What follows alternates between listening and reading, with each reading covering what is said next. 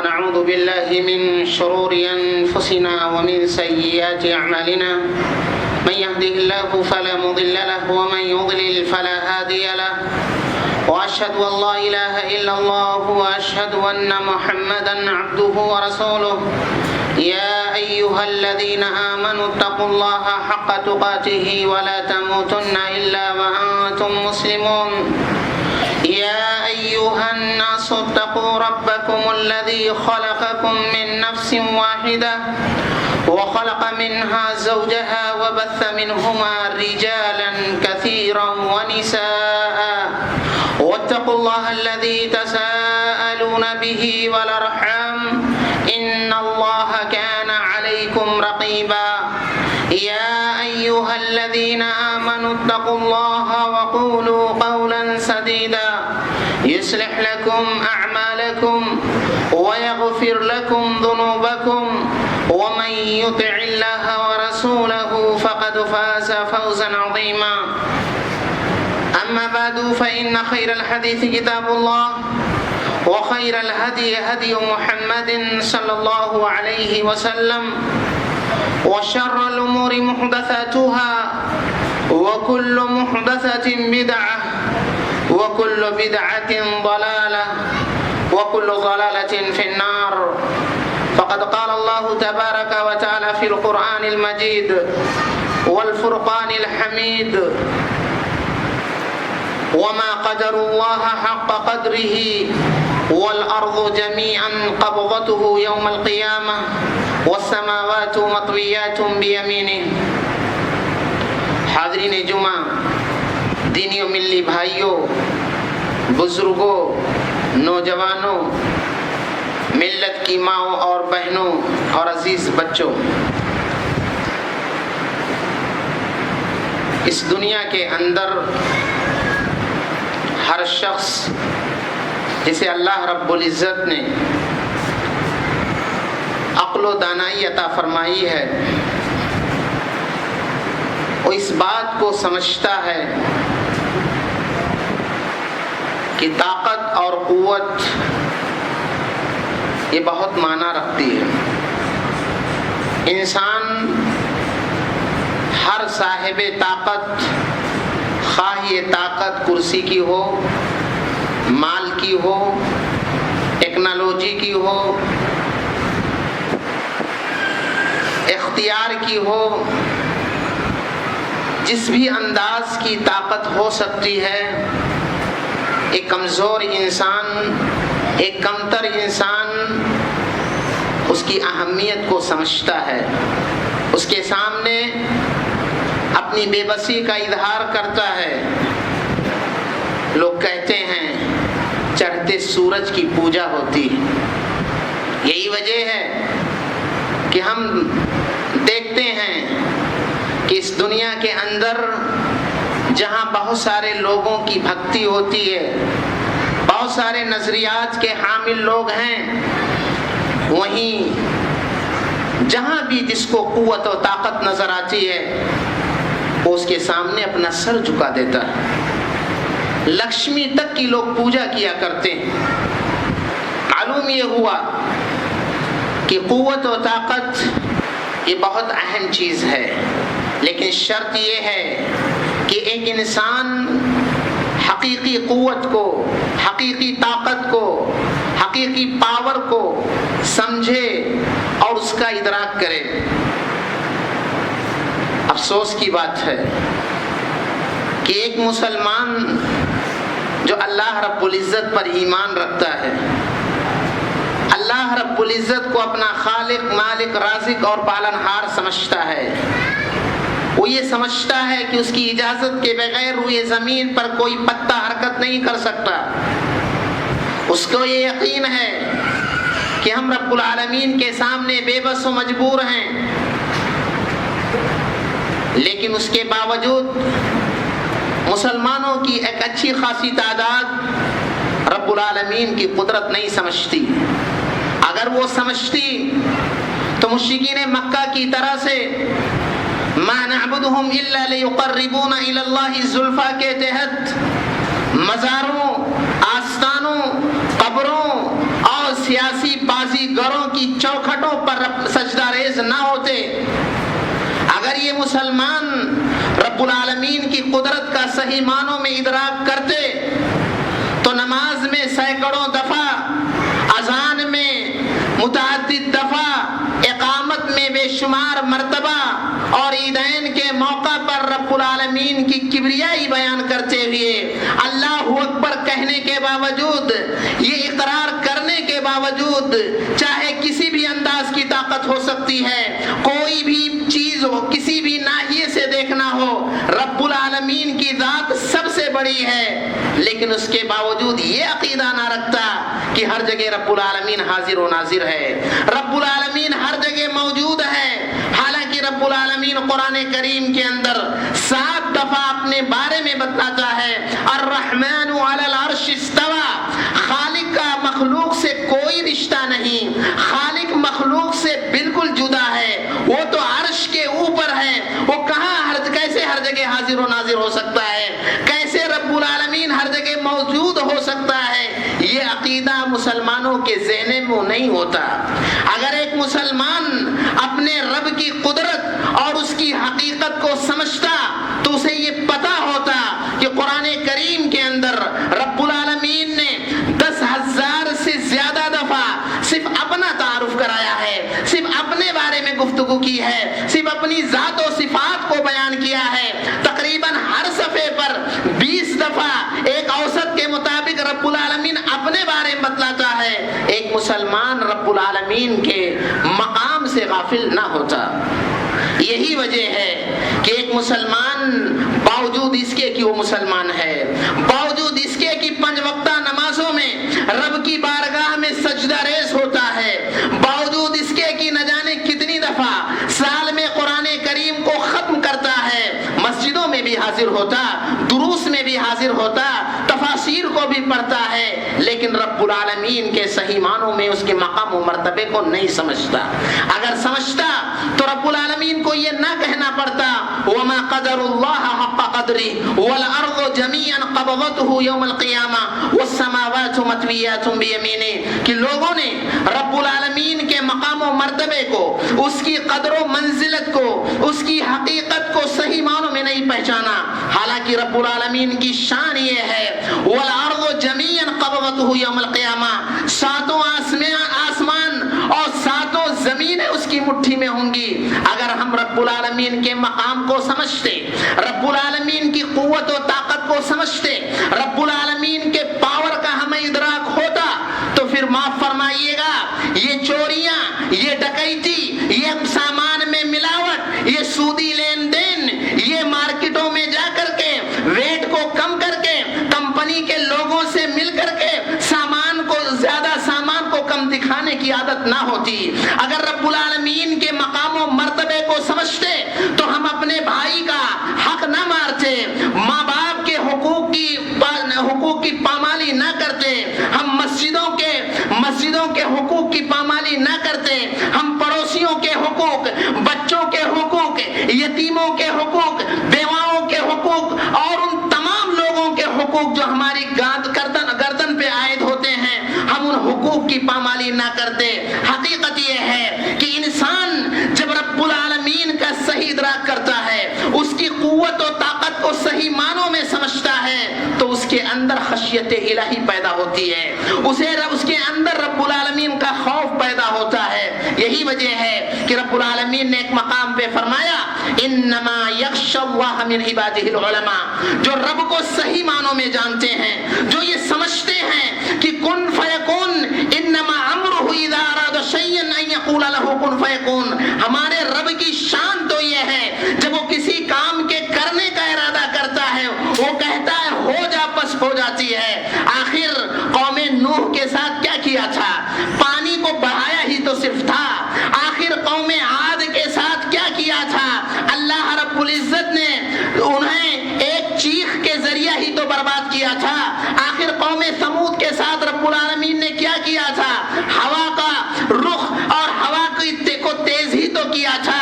انما امرہ اذا اراد شیئا ان یقول له کن فیکون، وہ کہتا ہے ہو جا، بس وہ چیز ہو جاتی ہے۔ ہمارے رب کی شان یہ ہے، اس کی قدرت یہ ہے لا یسأل عما یفعل وهم یسألون، ہم سے قدم قدم پہ سوالات ہوں گے. ہم دنیا میں سوالات سے بچ نہیں سکتے، ہم قبر میں سوالات سے بچ نہیں سکتے، ہم آخرت میں سوالات سے بچ نہیں سکتے.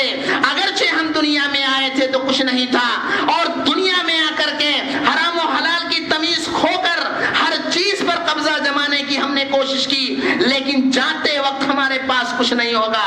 لیکن سوالات سے ہم میں کوئی شخص نہیں بچ سکتا. یہ صرف رب کی شان ہے. لا يسأل عما يفعل وهم يسألون. اللہ کچھ بھی کرے اس سے کوئی پوچھ تاچھ نہیں کر سکتا. ہاں، اللہ رب العزت کے علاوہ سارے لوگ سوال کیے جا سکتے ہیں. آخر فرشتوں سے بھی تو رب العالمین نے سوال کیا تھا. فرشتے بھی سوالات سے بچ نہیں سکتے، جبکہ فرشتوں کا مسئلہ یہ ہے ان سے حساب و کتاب اللہ رب العزت نہیں کرے گا. حساب و کتاب کا مسئلہ صرف انسان و جنات کے ساتھ ہے. اس لیے ہمیں رب العالمین کی شان کو سمجھنا چاہیے. ہمیں قرآن کریم کی آیات اور رسول اکرم صلی اللہ علیہ وسلم کی احادیث کے اندر رب العالمین نے جو اپنی قدرت کا، اپنی طاقت کا، اپنے پاور کا اظہار کرتے ہوئے انسانوں کو یہ یاد دلایا ہے کہ جب تم تنہائی میں رہو، جب تم پاور میں رہو، جب تم طاقت میں رہو، تو تمہیں یہ احساس ہونا چاہیے هو الذی خلقکم من ضعف ثم من بعد ضعف قوة ثم من بعد قوة ضعفا وشیبا. یہ احساس کرو کہ جب رب العالمین نے تمہیں پیدا کیا تھا تو تم کمزور تھے. یہ احساس کرو اس کمزوری کے بعد جب تمہیں طاقت میسر بھی ہوئی تھی تو کئی ناحیوں سے تم کمزور تھے. تمہاری کمزوری کا یہ عالم ہے کہ ان الذين تدعون من دون الله لن يخلقوا ذبابا ولم يجتمعوا له وان يسلبهم الذباب شيئا لا يستنقذوه منه ضعف الطالب والمطلوب.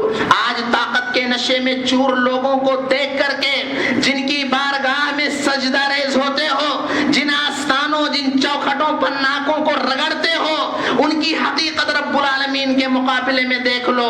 لن يخلقوا ذبابا، ایک مکھی بھی پیدا نہیں کر سکتے. وان يسلبهم الذباب شيئا لا يستنقذوه منه، مکھی کوئی چیز چھین لے تو بھی ایسی صورت میں وہ اسے، مکھی کوئی چیز لے لے تو اسے چھیننے کی صلاحیت نہیں ہے. رب العالمین کے مقابل میں جن کے سامنے لوگ سجدہ ریز ہوتے ہیں ان کی یہ حقیقت ہے. رب العالمین نے ہم اور آپ کی حقیقت کو بیان کرتے ہوئے فرمایا کہ هو الذی اخرجکم من بطون امہاتکم لا تعلمون شیئا. آج آپ کو علم ہے، جانکاری ہے، ہنر ہے. جس ہنر کی بنیاد پر، جس ٹیکنالوجی کی بنیاد پر، جس طاقت کی بنیاد پر تم کسی کے سامنے اپنے آپ کو بے بس، یا کوئی تمہارے سامنے اپنے آپ کو بڑا یا رب العالمین کی قدرت کو بھی للکار دیتا ہے، اسے یاد ہونا چاہیے کہ رب العالمین نے جو تمہیں پیدا کیا تھا تو ایسی صورت میں کچھ نہیں جانتے تھے. یہ خرافات ہے جو لوگ کہتے ہیں فلاں پیر پیدا ہوئے تھے تو قرآن کے حافظ تھے. قرآن کہتا ہے کہ جب تم پیدا ہوئے تھے تو تم کچھ بھی نہیں جانتے تھے.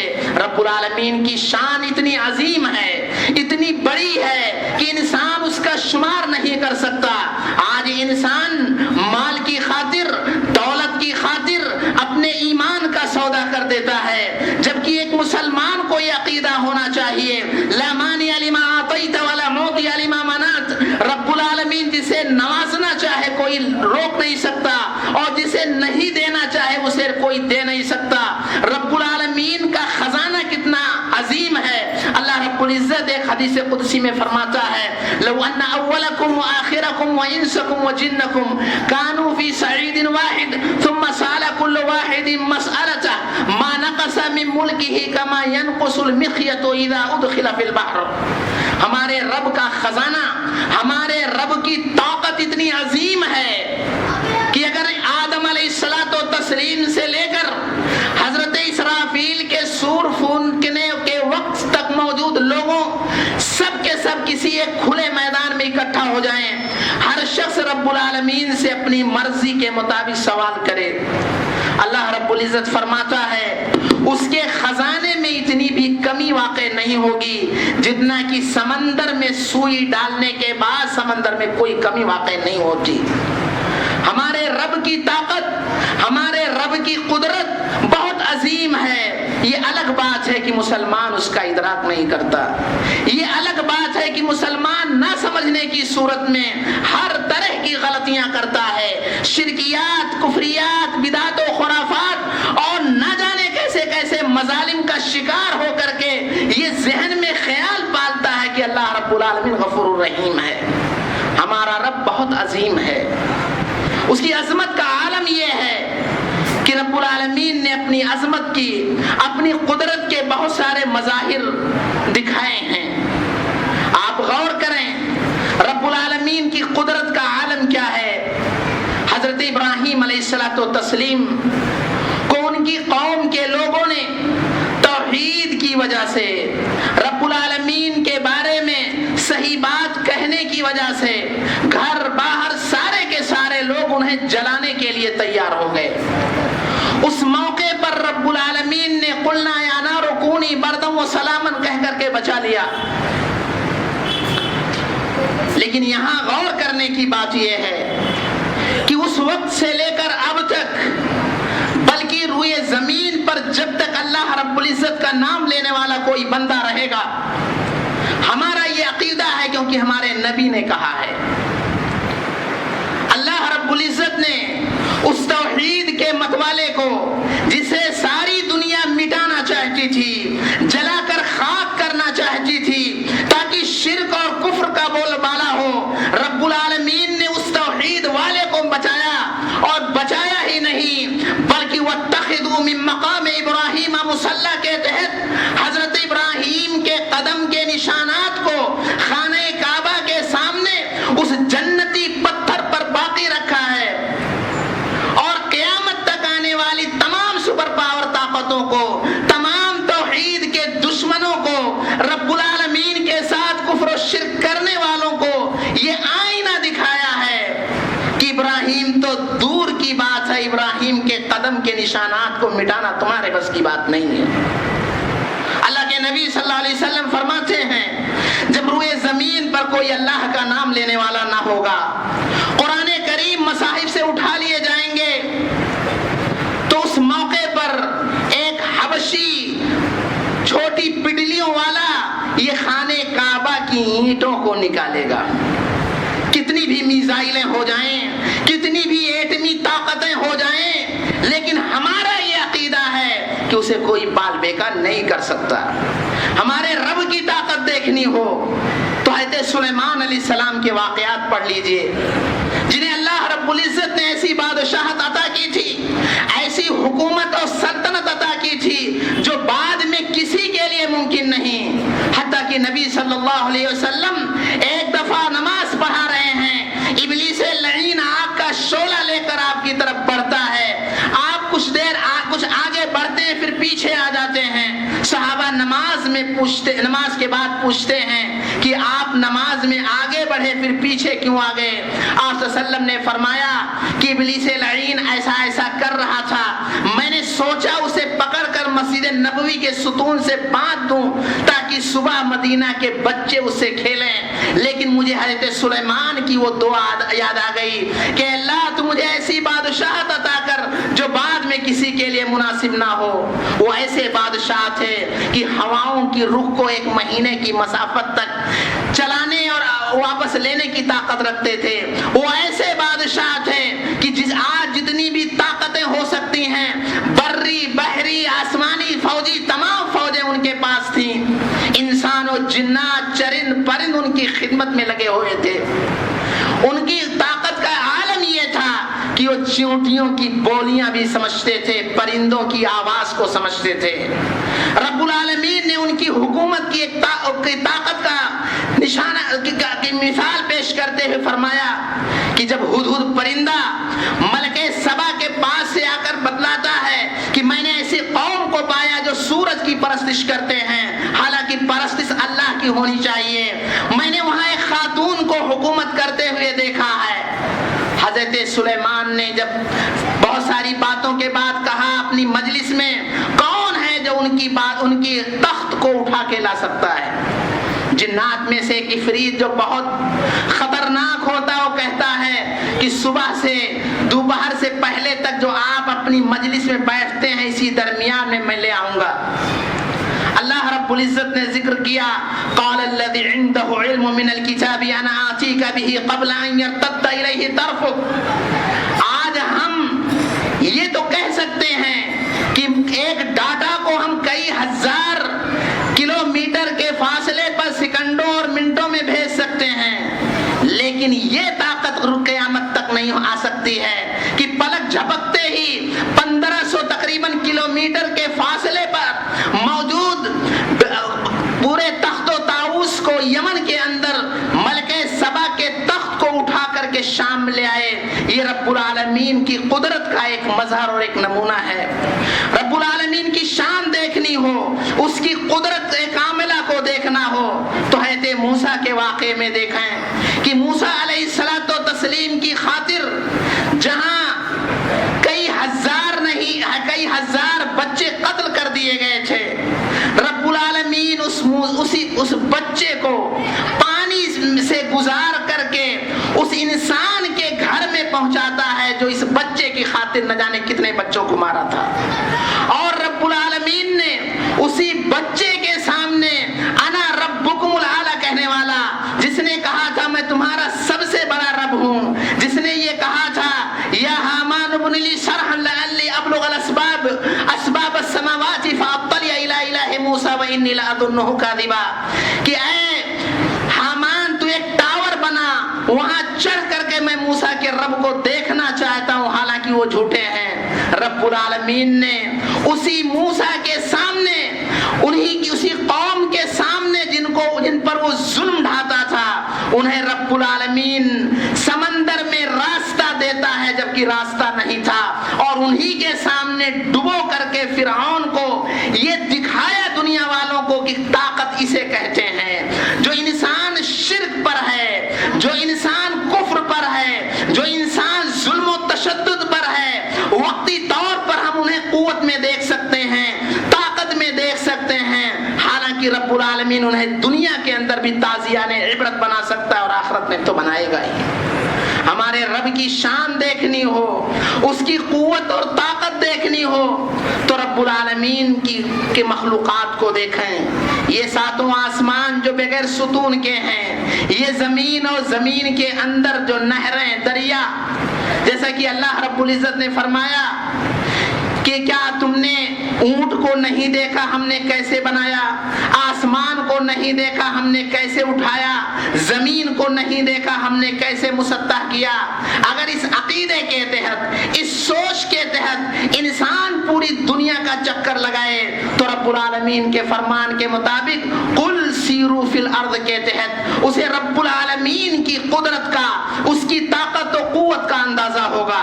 रब्बुल आलमीन की शान देखनी हो तो अल्लाह रब्बुल इज़्ज़त ने फरिश्तों को अपना लश्कर कहा है। और एक मुसलमान का ये अकीदा है कि हर इंसान के साथ रब्बुल आलमीन ने एक फरिश्ता रखा है। जुलाई के एक सर्वे के मुताबिक पूरी दुनिया की कुल आबादी 8 अरब से जायद है, हालांकि ये हुकूमतों का अंदाजा है, न जाने कितने उससे ज्यादा होंगे। अब आप अंदाजा लगाएं कि इतने फरिश्ते रब्बुल आलमीन के हर इंसान के साथ हैं। हालांकि इसके अलावा रब्बुल आलमीन के फरिश्ते मुख्तलिफ ड्यूटियां अंजाम दे रहे हैं। अल्लाह के नबी सल्लल्लाहु अलैहि वसल्लम ने फरमाया बैत मामूर से मुतालिक, अततिस समावातु बिल मलाइकति व हुक्का लहा अन तइत, आसमान चरचरा रहा है, उसे हक है कि चरचराए, क्योंकि बैत मामूर पर 4 उंगली का फासला नहीं कि कोई फरिश्ता 70,000 फरिश्ते रोजाना, उनमें से कोई सजदा रेज है, कोई रुकू के आलम में है। रब्बुल आलमीन की फरिश्तों की कसरत जाननी हो तो उस रिवायत को देखें जिसमें अल्लाह के नबी सल्लल्लाहु अलैहि वसल्लम ने फरमाया, यूदा बि जहन्नम यौमइदिन लहा 70,000 ज़िमाम मा कुल्ल ज़िमामिन 70,000 मलकिन यजुरूनहा। क़यामत के दिन जहन्नम को लाया जाएगा, जिस जहन्नम के ईंधन इंसान और पत्थर हैं, जिस जहन्नम की गहराई के बारे में एक दफा अल्लाह के नबी सल्लल्लाहु अलैहि वसल्लम ने एक आवाज सुनी। सहाबा से कहा क्या पता है कैसी आवाज है?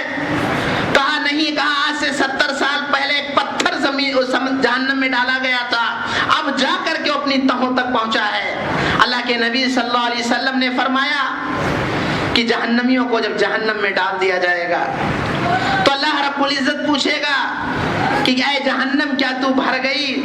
اللہ پوچھے گا کیا مسیح، وہ جہنم کہے گی کیا اور بھی ہیں؟ پھر اللہ رب العزت اپنے قدم کو داخل کرے گا، پھر کہے گا قطن قطن، یعنی بھر تو گئی تھی لیکن ایمان نہیں بھرا تھا۔ اللہ کے نبی فرماتے ہیں 70,000 لگام ہوں گے جہنم کے، ہر لگام کو 70,000 فرشتے پکڑے ہوئے ہوں گے۔ حساب لگائیں تو 4 ارب 9 کروڑ فرشتے صرف جہنم کو لے کر رب العالمین کی بارگاہ میں حاضر ہونے والے ہیں۔ ممکن ہے کوئی یہ کہے یہ فرشتے یہ کیڑے مکوڑوں کی طرح نہیں، ان فرشتوں کا مقام اور ان فرشتوں کی قوت و طاقت کا اندازہ ہم نہیں کر سکتے۔ ایک مثال کافی ہے، اللہ کے نبی صلی اللہ علیہ وسلم نے اسرافیل کے بارے میں فرمایا کیف انعم وقد التقم صاحب القرن القرن وحنا جبهته، مجھے کیسے سکون ہو، اسرافیل علیہ السلام سور کو لیے بیٹھے ہیں، اس انتظار میں ہیں کہ جمعہ کے دن فجر کے وقت کی وہ کون سی گھڑی آئے گی کہ اللہ رب العزت کا حکم ہوگا کہ سور میں پھونک مارو۔ محض ایک پھونک کی وجہ سے روئے زمین پر موجود سارے لوگ ختم ہو جائیں گے اور دوسری دفعہ سور میں پھونک ماریں گے تو آدم سے لے کر قیامت تک کے سارے لوگ بیدار ہو جائیں گے۔ ایک چیخ، ایک آواز، ایک پھونک کا یہ عالم ہے تو پھونکنے والے کی قوت و طاقت کا کیا اندازہ ہوگا۔ اللہ کے نبی صلی اللہ علیہ وسلم نے جبریل امین کو 2 دفعہ ان کی اصلی حالت میں دیکھا تھا۔ آپ فرماتے ہیں کہ حضرت جبرائیل کے 600 پر تھے، ان کی اصلی شکل میں جب انہیں دیکھا تو پورا آسمان ان کے وجود سے بھرا ہوا تھا۔ مفسرین کہتے ہیں کہ قوم لوط جو وادی سدوم کی بستی میں رہتے تھے، 7 بستیوں پہ مشتمل یہ علاقہ تھا۔ اللہ رب العزت نے جب انہیں ہلاک و برباد کرنے کا ارادہ کیا، مفسرین کہتے ہیں حضرت جبرائیل پوری بستی کو اپنے ایک پر پہ اوپر اٹھاتے ہیں اور پھر نیچے گراتے ہیں۔ فجعلنا عالیہا سافلہا، پھر اللہ رب العزت نامزد کر کے کنکر پتھر کی ان پہ بارش کرتا ہے اور ان کی بستی کو، سدوم کی بستی کو بحیرے میت بنا کر آج تک لوگوں کے لیے عبرت کا سامان بنا رکھا ہے کہ جنہیں دیکھنا ہو دیکھیں۔ اللہ رب العزت کی قوت و طاقت کے یہ مظاہر ہیں۔ ہمارا رب بہت طاقتور ہے، بہت قوت والا ہے، اس کی قوت کا یہ عالم ہے کہ سورہ کہف کو ایک مسلمان پابند ہے کہ جمعہ کے دن تلاوت کرے۔ اللہ رب العزت نے توحید والے چند نوجوانوں کا واقعہ ذکر کیا ہے کہ رب العالمین نے 309 سال تک انہیں نیند دی تھی۔ 309 سال یہ معمولی مدت نہیں ہے۔ پھر بیدار کرتا ہے اور ان کے ساتھ ان کا ایک کتا بھی ہوتا ہے۔ یہ اس بات کی واضح دلیل ہے کہ رب العالمین کچھ بھی کر سکتا ہے۔ ایک شخص نے جب دیکھا ایک بستی کو جس پر اللہ کا عذاب آیا تھا، وہ ایک گدھے پہ سوار ہو کر آیا اور کہا انا یحیی ھذہ اللہ بعد موتھا، اللہ تعالیٰ کیسے ان کے مرنے کے بعد انہیں زندہ کرے گا۔ فاماتہ اللہ 100 عام ثم بعث قال کم لبثت قال لبثت یوما او بعض یوم، اللہ رب العزت نے اسے بھی 100 سال کی نیند دی۔ جب بیدار کیا تو کہا کتنی مدت تک سوئے تھے؟ کہا 1 دن یا آدھا دن۔ اللہ نے فرمایا بل 100 عام، 100 سال تک سوئے تھے۔ دیکھو تمہارا یہ کھانا، تمہارا یہ پانی، تمہارا یہ گدھا جس کی ہڈیاں یہ ہیں۔ رب العالمین نے یہ دکھایا ہے کہ آج اگر تمہیں نشہ ہے مال کا، نشہ ہے اولاد کا، نشہ ہے عہدہ و منصب کا، نشہ ہے اپنی میجورٹی کا، نشہ ہے اپنے قبیلے کی قوت و طاقت کا، تو دیکھو یہ نشانیاں ہیں، یہ پچھلی قوموں کی علامتیں موجود ہیں۔ رب العالمین اپنے کی اس طاقت اور قوت کے سامنے کیسے یہ زیر ہو گئے، رب العالمین نے کیسے انہیں تحس و نحس کر دیا ہے۔ انہیں پڑھو اور اپنے انجام کو دیکھو، رب کے خوف کو اپنے سینے میں سجا کر کے اپنی گناہوں سے توبہ کرو۔ حضرت ابراہیم علیہ الصلوۃ والتسلیم نے رب العالمین سے کہا تھا ربی ارنی کیف تحیی الموتى، اے میرے رب تو مجھے دکھا تو مردوں کو زندہ کیسے کرتا ہے۔ اللہ رب العزت نے کہا اولم تؤمن، اے ابراہیم تم موحدین کا سردار ہے، بھلا بتلا کیا زندہ کروں گا؟ کہا ولیکن لیطمئن قلبی، اے اللہ میں چاہتا ہوں کہ تھوڑا اطمینان ہو جائے۔ اللہ رب العزت نے اپنی طاقت کا اظہار کرتے ہوئے فرمایا فخذ اربعۃ من الطیر فصرهن الیک ثم اجعل علی کل جبل منهن جزءا ثم ادعوهن یاتینک سعیا۔ 4 الگ الگ انداز کے پرندے لو، انہیں ذبح کرو، ان کی پر چمڑیوں کو نکالو، بوٹی بوٹی کر لو، گوشت پوش خون سب الگ کرنے کے بعد ان بوٹیوں کو باہم ملا کر کے 4 الگ الگ پہاڑیوں پر کونوں میں رکھو، ثم ادعوهن یاتینک سعیا، پھر انہیں آواز دو۔ سارے پرندے اپنی چمڑیوں کے ساتھ، اپنی بوٹیوں کے ساتھ، اپنے خون کے ساتھ، اپنی تمام جسم کے اعضاء کے ساتھ دوڑتے ہوئے آئیں گے۔ یہ ہے ہمارے رب کی طاقت۔ اگر ایک مسلمان قرآن پر ایمان رکھتا ہے، اگر ایک مسلمان اپنے رب پر ایمان رکھتا ہے، اگر ایک مسلمان اپنے رسول پر ایمان رکھتا ہے، ایک مسلمان اگر مرنے کے بعد رب العالمین کی بارگاہ میں حاضری پر ایمان رکھتا ہے، تو یہ وہ باتیں ہیں جو فضائل اعمال سے نہیں بیان کی جا رہی ہیں، یہ وہ باتیں نہیں ہیں جو قصے کہانیوں کی قبیل کی ہیں، یہ جھوٹی موضوع و من گھڑت روایتیں نہیں ہیں، یہ قرآن کے واضح و صاف دلائل ہیں۔ بس افسوس کی بات یہ ہے کہ ہم عربی نہیں جانتے، گرچہ ہم عربی نہیں جانتے لیکن ہم اردو میں قرآن کا ترجمہ تو پڑھ سکتے ہیں۔ اگر ہمارے اندر قرآن کی عظمت، قرآن کی محبت اور رسول اکرم صلی اللہ علیہ وسلم کی عظمت ہمارے سینے میں ہے تو یقین مانو میں ہمیں اس چیزوں کو پڑھیں گے، جانیں گے، اور رب العالمین سے جو ہم نے وعدہ کیا ہے کہ تو ہی ہمارا رب ہے اور ہم تیرے ہی بتائے ہوئی چیزوں کے مطابق عمل کریں گے تو یقیناً ہمیں ضرور احساس ہوگا۔ اس لیے مسلمانوں ہمیں احساس کمتری کا شکار نہیں ہونا چاہیے، ہمیں مایوس نہیں ہونا چاہیے، ظلم و ستم کو دیکھتے ہوئے ہمیں یہ احساس نہیں ہونا چاہیے کہ ہم بے سہارا ہیں۔ ہمیں اس بات کا احساس ہونا چاہیے کہ رب العالمین مشکلات کے بعد آسانیاں پیدا کرتا ہے۔ ہمیں صرف اللہ رب العزت کے اس وعدے کو یاد کرنا چاہیے وَإِن تَتَوَلَّوْا يَسْتَبْدِلْ قَوْمًا غَيْرَكُمْ ثُمَّ لَا يَكُونُوا أَمْثَالَكُمْ، کہ اے لوگو اگر تم روگردانی کرو گے، تم صحیح راستے سے بھٹک جاؤ گے، باوجود اس کے کہ مسلم گھرانے میں پیدا ہوئے لیکن اسلام تمہارے جسم پر، تمہارے گھر میں، تمہارے معاملات میں نہیں ہے، تو اللہ رب العزت دوسرے لوگوں کو اسلام پر لائے گا جو تمہاری طرح سے نہیں ہوں گے۔